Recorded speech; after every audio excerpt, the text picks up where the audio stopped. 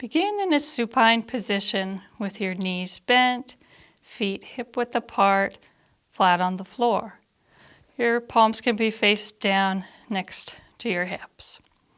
We're going to do some versions of bridge flow, and in order to come into bridge flow, we first need to try some pelvic tilts. So tuck the pelvis, press the small of your lower back against the floor, then tilt your pelvis, moving the lower back away from the floor.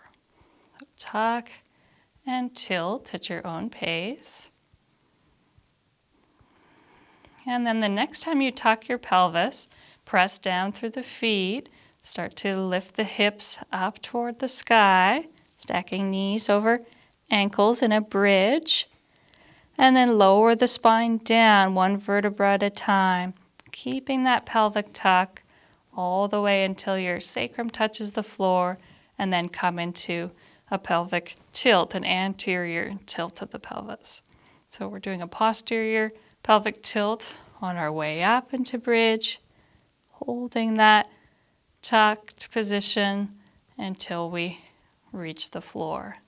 So now we're going to add the arms. You can press down through the arms as you raise the hips, and then when you lower your spine down and prepare for that anterior pelvic tilt, you can reach the arms up overhead and back toward the floor as you create that backward bend through your spine. And tuck the pelvis as you press the arms down against the floor, rising up into the bridge pose. And then lower the spine down one vertebra at a time, reach the arms over the head, and press the tailbone down against the floor.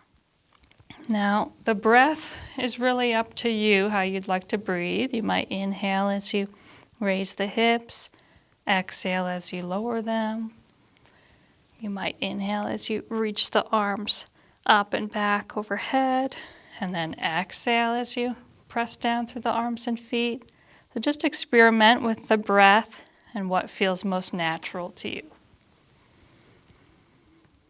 Now there's one other variation opposite of what we have been doing with our arms. So see if you can follow along. This time, when you raise your hips, you can reach the arms up. And then when you lower the spine down and the hips, you can lower your arms down and come into that anterior pelvic tilt. So tucking the pelvis as you raise the hips while also raising the arms up and back, lowering the arms, the spine, the pelvis, and ending with that forward pelvic tilt. So experiment with these different variations and find out what works well for you. It's an overall body warm-up for the spine, the legs, the shoulders.